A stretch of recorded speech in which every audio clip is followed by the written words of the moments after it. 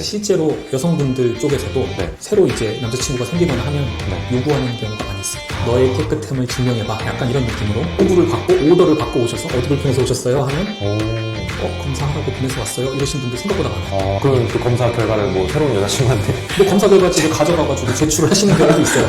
제출을 해요? 하다가 이게 나와가지고 나는 바람을 안 폈는데 네가 바람 핀 거 아니야? 이래가지고 오시는 분들이 종종 있어요.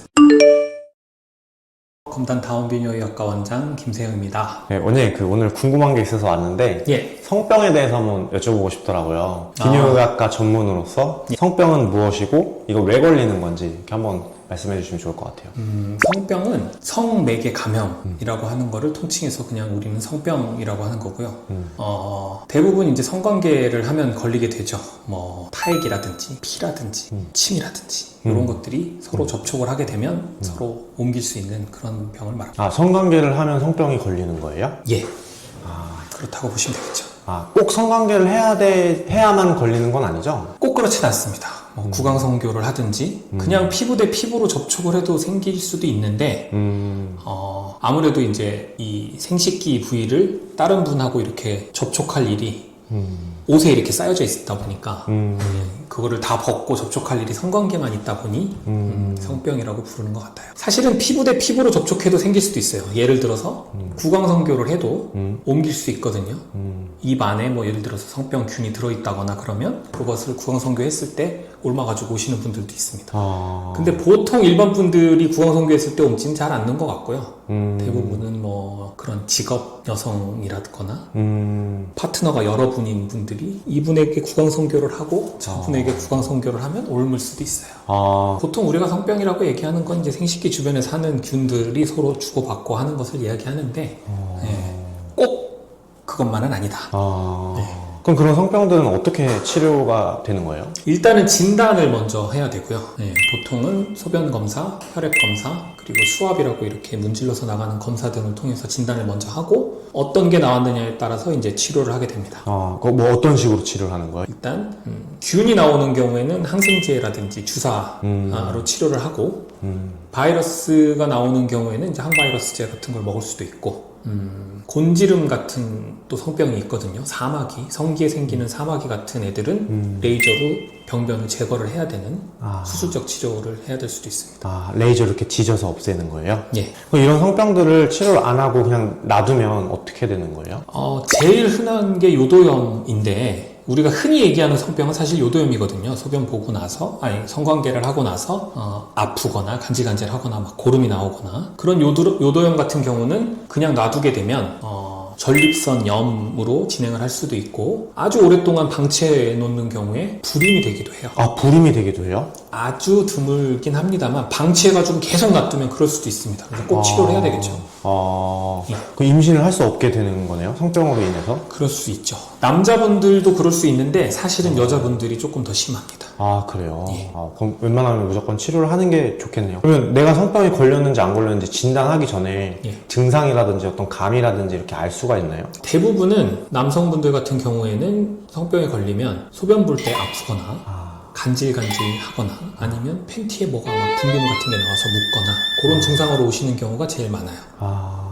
소변 볼 때 간지러워요? 예, 요도가 간질간질할 수 있습니다. 균에 따라서. 그 안에가 간질간질한 거예요? 가만히 있어도 간질간질하기도 하고요. 겉에가 아니고 그냥 안에가요? 안에가. 그럼 긁을 수도 없잖아요. 그쵸. 그러니까 불편하시니까 병원에 오시게 되죠. 네. 팬티에 누런 고름이 묻어요? 가만히 있어도 그냥 이렇게 요도에서 분비물이 흘러나와서 그렇게 만들 수가 있습니다. 앞쪽에서요? 예. 노란 분비물이 나온다? 꼭 노랗진 않을 수도 있어요. 투명한 게 나오기도 하고 균에 따라서 다른데. 이건 뭐 남자든 여자든 똑같은 거예요? 여자분들은 질염이라고 해서 질이 간질간질하거나 질 분비물이 나오거나 남자랑은 약간은 양상이 다를 수는 있죠. 비슷비슷하긴 하네요. 예. 그럼 뭐 무증상인 성병도 있는 거예요? 무증상인 성병도 있습니다. 사실은 많은 분들이 무증상이에요. 그래요? 예. 근데 이제 균 중에 클라미디아라고 하는 균이 있는데 요도염을 일으키는 그거는 그 여성분에서는 4분의 3에서 무증상을 일으키고 그러니까 증상이 없을 수도 있고 남자분들은 2분의 1 정도가 무증상. 그래서 그냥 뭐 예를 들어서 임신을 위해서 정기적으로 검진을 하러 왔다거나 아니면 그냥 뭐 요즘에는 관심들이 많으시기 때문에 새로운 파트너가 생겼을 때 검사하러 오시는 분들도 있는데 그럴 때 제일 많이 나오는 균 중에 하나가 클라미디아입니다. 아, 클라미디아. 예. 여자친구가 바뀔 때마다 이런 검사들을 하는 게 어떻게 보면 좀 현명한 걸 수도 있겠네요. 그렇죠. 요즘에는 그리고 네. 이 SNS라든지 유튜브라든지 이런 게 많이 발달이 되어서 네. 실제로 여성분들 쪽에서도 네. 새로 이제 남자친구가 생기거나 하면 네. 요구하는 경우가 많이 있습니다. 아, 남자친구한테? 예, 너의 깨끗함을 증명해봐. 약간 이런 느낌으로 아, 정말요? 아, 요즘에 그렇게 해요? 이게 MZ세대들이 많이 그렇게 옵니다. 하는 거예요? 예. 오. 요구를 받고 오더를 받고 오셔서 어디 불편해서 오셨어요? 하면 오. 검사하라고 보내서 왔어요. 이러신 분도 생각보다 많아요. 아, 신기하다. 그럼 그 검사 결과를 뭐 새로운 여자친구한테 뭐 검사 결과지를 가져가가지고 제출을 하시는 경우도 있어요. 제출을 해요? 필요하다고 오시는 분들도 있습니다. 그럼 거기서 만약에 병이 나오면 좀 그럴 수도 있겠네요. 그렇죠. 예. 그러면 이제 치료를 하고 이렇게 해야 되겠죠. 예. 근데 그게 꼭 뭐 나쁜 건 아니잖아요. 서로 이제 앞으로 좋게 하기 위해서 그렇게. 근데 어떻게 하는 보면 거잖아요. 긍정적인 문화일 수도 있다고 생각해요. 그건 이제 여자분들 측에서도 네. 제출을 하고 서로 이제 아. 나는 요런 게 있고 아니면 난 요런 거는 없고 하니까 어. 같이 이제 하기 전에 저희 알고 하면 좋겠죠. 예. 저희 어머니 아버지 이렇게 과거 세대들은 그런 게 전혀 없었어요. 저희 때도 뭐 없었죠. 사실 뭐 그쵸. 한 20년 전 이럴 때만 해도 그런 거 없었는데 요즘에는 확실히 세대가 많이 달라져가지고 그리고 인터넷에 원체 정보가 많다 보니까 예, 많이들 오세요. 아, 진짜 새로운 걸 좀 알게 됐네요. 예. 아, 근데 그게 어떻게 보면 그게 좀 현명한 것 같기도 하네요. 듣고 보니까. 예, 예. 아, 그러면 이 성병이 어디서 걸렸는지 이런 추적 관찰도 되는 거예요? 추적 관찰을 하기는 조금 어렵다고 보시면 될 것 같습니다. 그 여러 이제 성병 중에 네. 제가 보기에는 추적 관찰이라고까지는 좀 그렇지만 그래도 이 사람 때문에 걸렸어 할 수 있을 만한 병은 임질 정도? 임질? 예. 왜냐하면 임질은 증상이 엄청나게 심하고요. 소변 볼 때 막 타는 듯이 아프고. 타는 듯이 아파요? 예, 보통 교과서에도 그렇게 써 있는데 네. 배뇨할 때 타는 듯이 아프다. 어... 그렇게 표현을 해요. 환자분들도 실제로 그렇게 표현을 합니다. 아, 그래요? 그리고 고름이 줄줄 나오고 어... 이게 근데 임질이 잠복기가 제일 짧아요. 네. 보통 수일 내에 증상이 생기기 때문에 네. 보통 임질은 누구 때문에 생겼구나 하는 거를 대부분은 알 수 있다고. 잠복기가 거의 그냥 바로 나타나니까. 거의 뭐 하루 이틀 만에 나타나기도 하고 이러기 때문에 그러니까 바로 얘 때문이다. 뭐 그렇게 이제 특정할 수 있는 게 거의 그나마 확률상. 임질. 나머지는 사실은 조금 누가 이거를 옮겼는지 알기는 좀 쉽지 않습니다. 잠복기가 길어서 그러는 거예요? 다른 것도? 그렇기도 하고 증상이 없으면 사실은 누구한테 옮았는지를 알기가 어렵기 때문에 예, 좀 어렵다고. 특히나 이제 많이들 이제 궁금해하시는 것들이 헤르페스나 HPV라고 하는 바이러스를 많이들 이제 걱정도 하시고 궁금해갖고 오시거든요. 네. 왜 그러냐면 여자분들이 좀 무서워하는 것 중에 하나가 네. 헤르페스나 HPV는 치료가 되지 않는다. 그러니까 몸에서 없어지지 않고 계속 남아있을 수 있다. 고 이제 그게 알려져갖고 그게 네. 뭐 사실이긴 하거든요. 그래요? 근데 그렇기 때문에 걸리면 치료가 이제 완치가 안 되고 내 몸에 계속 잠복해 있을 수 있으니까 굉장히 좀 공포를 많이 느끼세요. 공포심을. 근데 바이러스 질환이기 때문에 이게 예를 들어서 뭐 20살 때 경험을 했는데 그때 들어와가지고 내 몸에 잠복해 있었어도 그게 뭐 20대 중반, 30대에 나타날 수도 있거든요.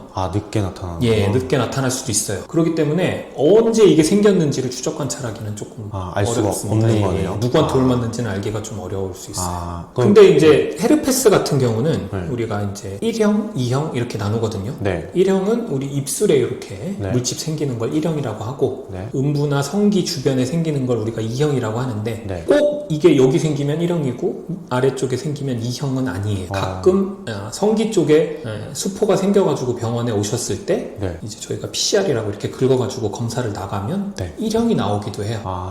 이런 경우가 아까 제가 이제 구강성교로 옮을 수 있다고 했잖아요. 네. 헤르페스 1형이 입술에 있었던 여성분이 이제 구강성교를 하게 되면 이렇게 옮겨가지고 1형이 여기서 나오기도 합니다.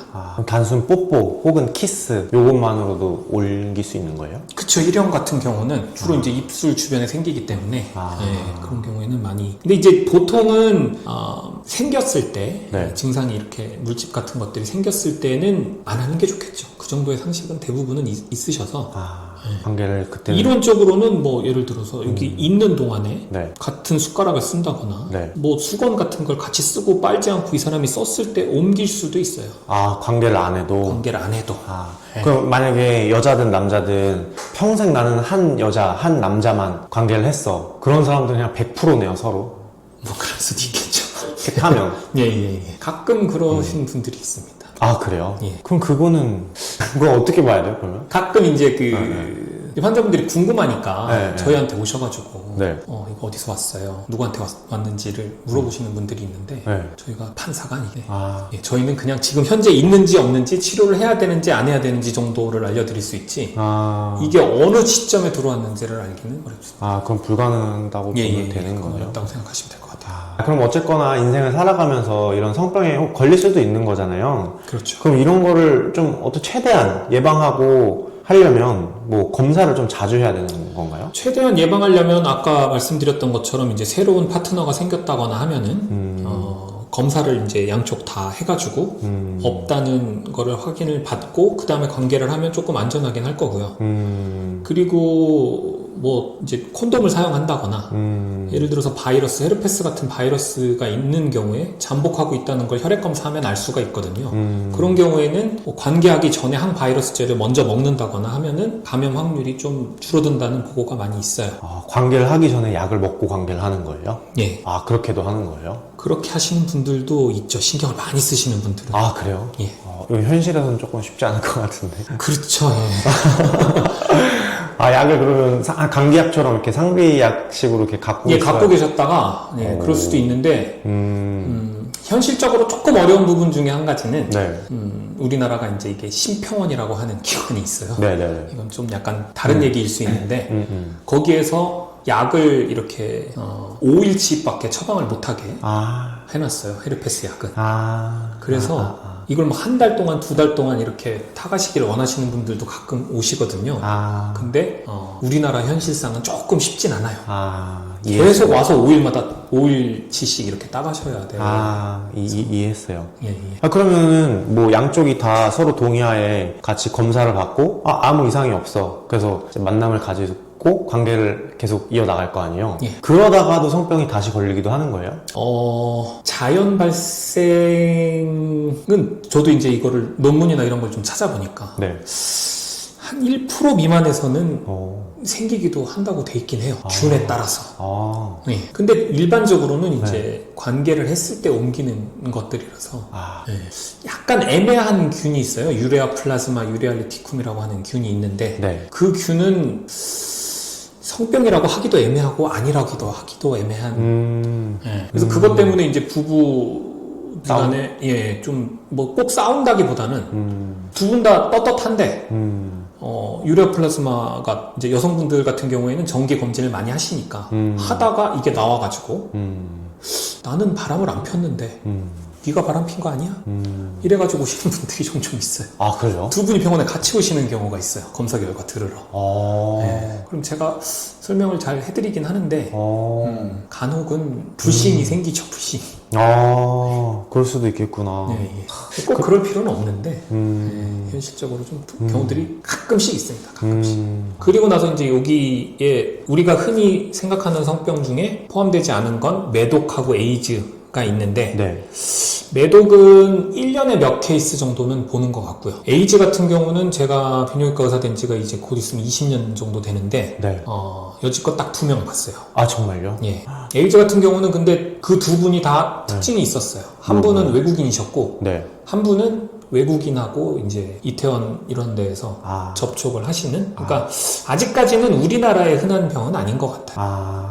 하긴 20년 동안 2명 보셨으면 그렇게 흔한 건 아니네요. 예. 근데 에이즈 걸리면 이제 거의 뭐 계속 아파야 되는 거잖아요. 에이즈도 사실은 요즘에는 이제 약도 있고 조절을 하면은 그것 때문에 이렇게 죽는 병은 아닌데 우리 뭐 유명한 매직 존슨 있잖아요.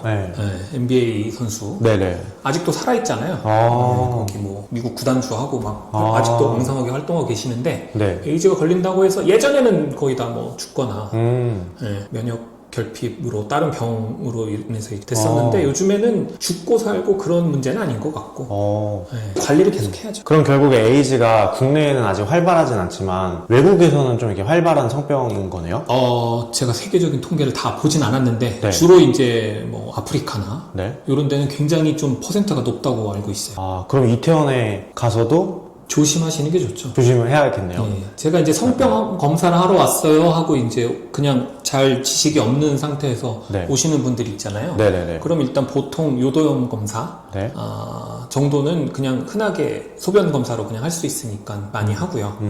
에이즈나 매독 같은 경우는 직업 여성분하고 혹시 접촉을 하셨거나 아니면 해외에서 관계를 하셨거나 뭐 그런 경우에만 보통 추천을 하는 편이에요. 아, 검사를 하면 바로 나오는 거예요? 검사는 하루 이틀 정도 걸려요. 영업일 기준으로. 아, 예, 예. 근데 매독도 약간 좀 되게 많이 아픈 거로 제가 알고 있는데 맞나요? 매독은 증상을 일으킬 수가 있거든요. 매독 같은 경우는 네. 피부 질환이 1차일 때 많이 생기고 그다음에 이게 뭐 심각한 경우에는 뇌까지 이렇게 진행하는 경우도 있는데 증상이 있어서 오시는 경우는 많이 못 봤어요, 사실. 아, 그래요? 매독 같은 경우는 예를 들어서 검진을 하시거나 네. 아니면 헌혈을 하려고 이제 검사를 하거나 네. 뭔가 이럴 때 양성이 나와서 네. 확인을 하러 오시는 경우가 제일 많죠. 아, 그냥 저희 일반 건강검진 같은 거 할 때도 매독이 나와요? 혈액검사에 거의 매독하고 에이즈는 포함되어 있는 경우가 많아요. 아. 입원할 때도 하고 검진할 때도 하고 그리고 뭔가 이제 직장을 새로 가지시거나 이럴 때 하는 채용검진이나 이런 데에도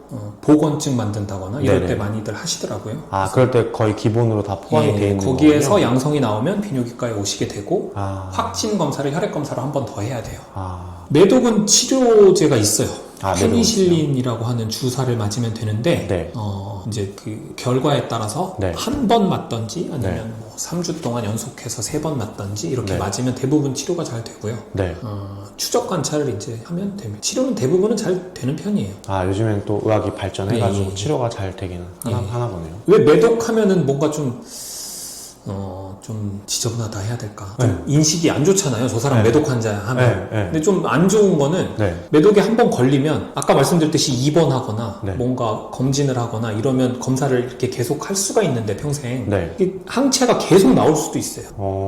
양성으로. 네. 그러면 이제 귀찮을 수도 있고 네. 좀 뭔가 얘 매독에 걸렸네? 하는 거를 딴 사람들이 알게 될 수도 있고 조금 안 좋죠, 그러니까. 타이터라고 하는데 이게 수치가 이제 정상으로 떨어져 버리면 네. 검사에서 양성이 안 나오는데 네. 그러니까 항체가 계속 있으니까 검사에서 양성이 나올 수도 있어요, 평생. 아, 평생이요? 잠복하고 있는 상태인데 네. 항체가 있다 보니까 네. 그런 일이 생길 수도 있어요. 네네네. 근데 실제 환자분들도 비뇨기과 오셔서 성병 같은 거 이렇게 검사하실 때 조금은 부끄러워하시고 하시는 것들도 좀 있긴 하죠.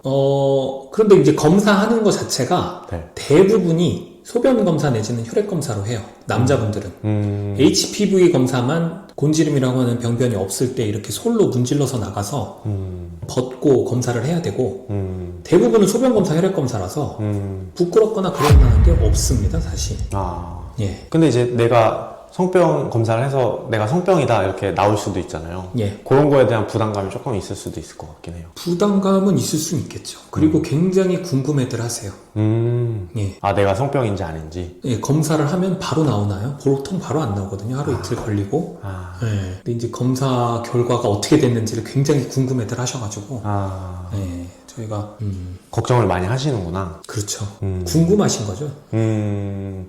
그래도 거의 웬만한 성병들은 지금 다 뭐 아무 이상 없이 치료가 되는 거잖아요. 대부분은 치료가 잘 됩니다. 근데 그럼 바이러스 질환들은 아까 말씀드렸듯이 이제 몸에서 없앨 수 있는 치료 방법은 없어요. 근데 사실 바이러스를 없앨 수 있는 방법은 없잖아요. 코로나도 걸리면 뭐 대증적인 치료를 하는 거지 코로나를 없애는 치료법은 없으니까 이게 헤르페스나 HPV 같은 경우에도 그거를 없애는 방법은 없거든요. 단지 이제 증상이 올라오면 증상에 대해서 치료를 할 수는 있고 잠복해 있다가 면역력이 떨어지거나 피곤하면 증상이 생길 수도 있겠죠. 약간 대상포진 같은 느낌이거든요. 그렇죠. 예.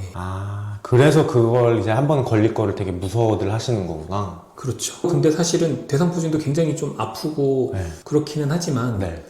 그렇게 심각하게까지는 생각을 안 하시는데 헤르페스나 HPV 걸리면 요즘에 젊은 분들이 조금은 신경을 많이 쓰셔가지고 걱정을 조금은 제가 보기에는 너무 과도하게 하시는 것 같아요.